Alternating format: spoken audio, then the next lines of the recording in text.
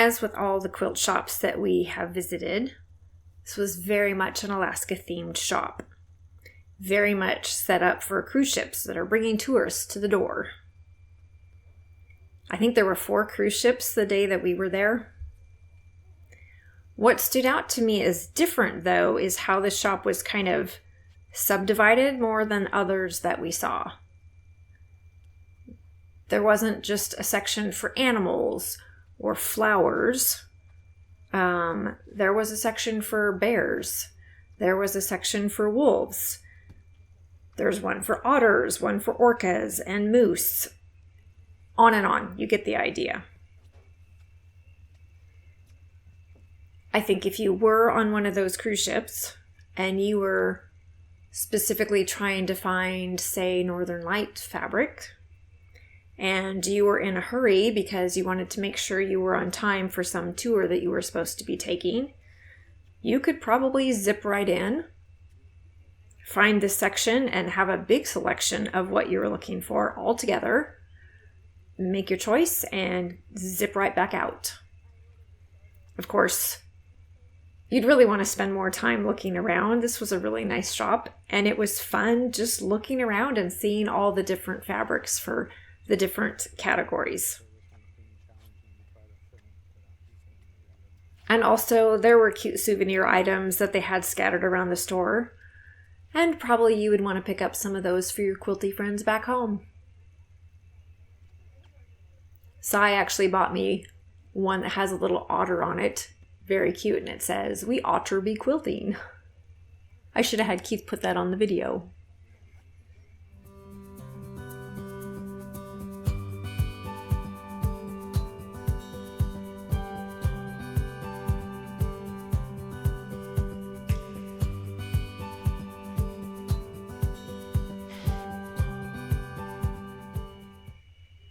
Since there were 4 cruise ships in town, the shop was busy, but it wasn't like so busy that it was awful to be in.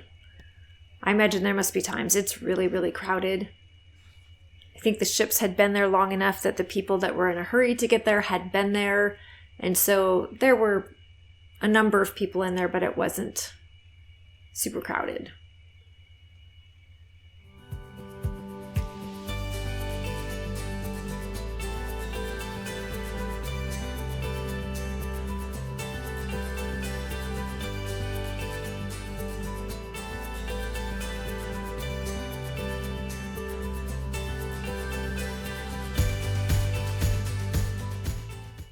I can't remember which of the notions, but I know there was something when I had looked at them that I thought, I should get that as a souvenir.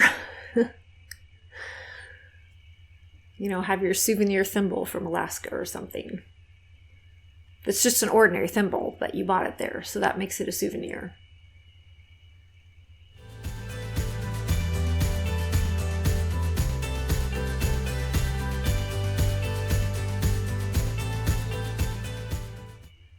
There are so many lovely patterns and panels and just so many creative ideas. It was a lot of fun to see all these different things that are not the sort of thing you just normally see.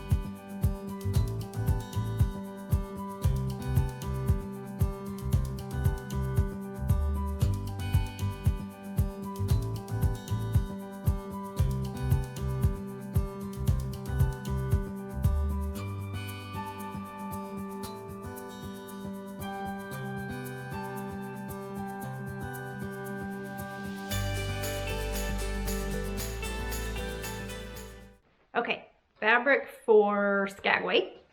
I have this batik that has bears and little bear prints and the trees. Really like that one. Very Alaska. And then we also have this with the forget-me-nots, Alaska state flowers, also one of my very favorite flowers. I'm really sad we didn't see any actual forget-me-nots on the trip while we were in Alaska, but we still have pretty forget-me-not fabric. And it's, you know, blue and green, so that matches the theme. So very happy about that. Loved the shop there.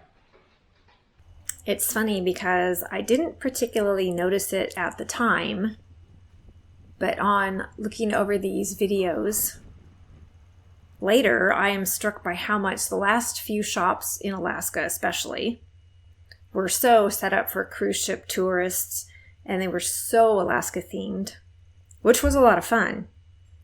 But now we're in Dawson Creek, British Columbia, so we're back to, quote, a normal quilt shop. Everything isn't Alaska themed. It's just more regular what you see at most quilt shops. The theme fabrics were definitely a lot of fun, but also it was so much easier to find fabric for size moose quilt here without everything being themed.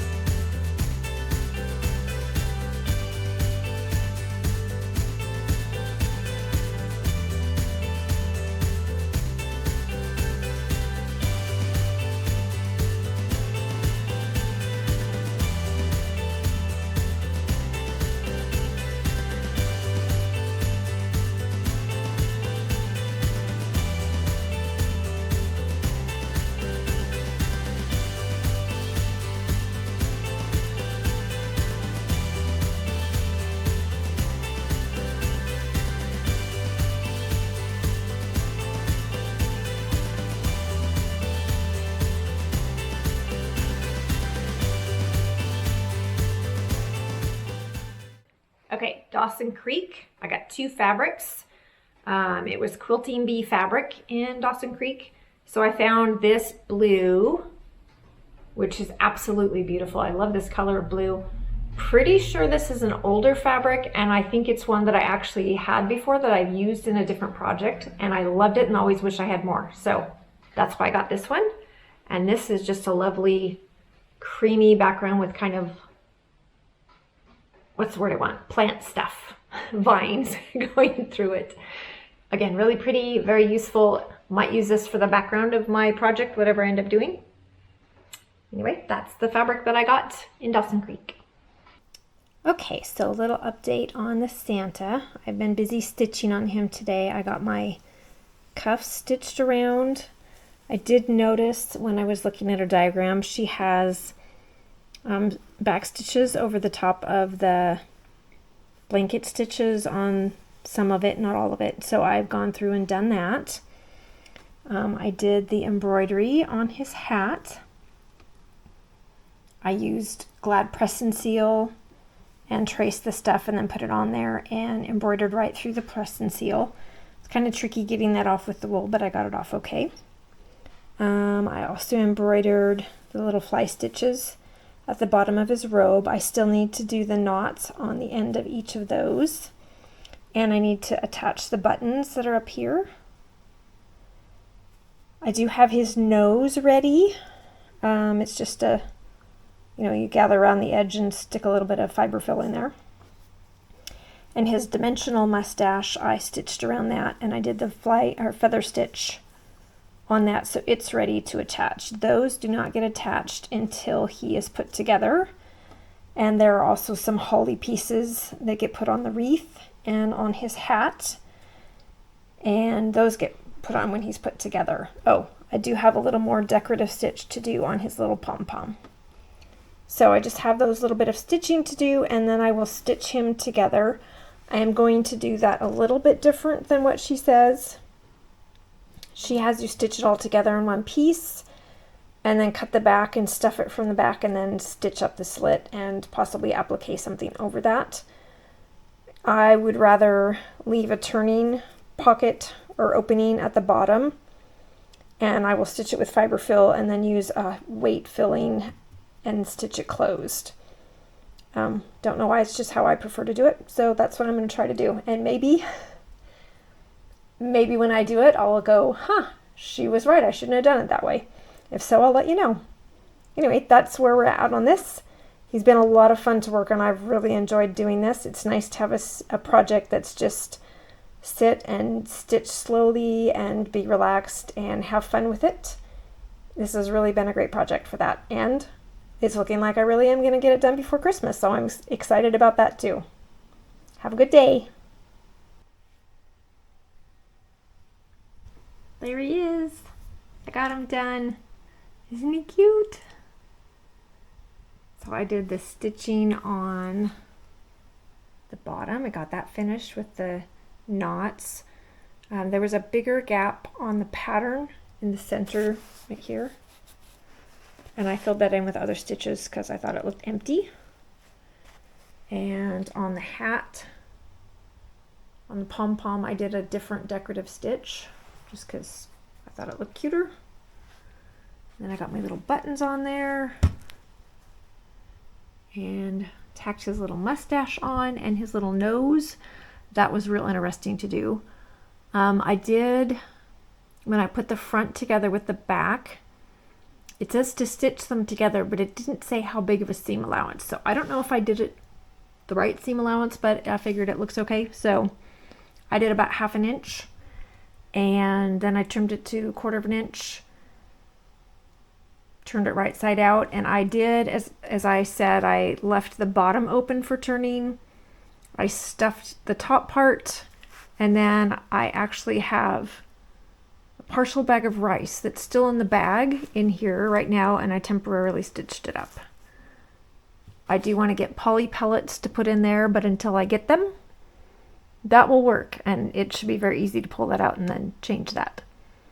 For stuffing him, I only have a little bit of polyfill, but I have all kinds of little scraps of batting, you know, the little strips that you get cut off when you're finishing a quilt. And I've saved those. The larger ones I use for franken batting, and that works really well. But the smaller ones, I mean, some of them are just tiny. And I finally decided I might as well use those for stuffing him because it doesn't matter. And then it uses up some of those scraps and gets them out of my little bin. So there he is. It's actually done, and it's not Christmas yet. So yay! Project done timely. I am so excited. Merry Christmas, everybody. Funny thing, now he's actually done for real. I got him, quote, done earlier, and I showed him to Keith, and I was so excited. And he looked at him and said, "Isn't he supposed to have holly leaves on him?" Yeah, I forgot those. So I had to add those. So anyway, there's his little holly leaves with the little jingle bell. And there's his holly on the wreath. So now he's actually officially done. I'm going to go put him on our piano. There, isn't he cute? I really like him. I'm so happy I got him done. Merry Christmas.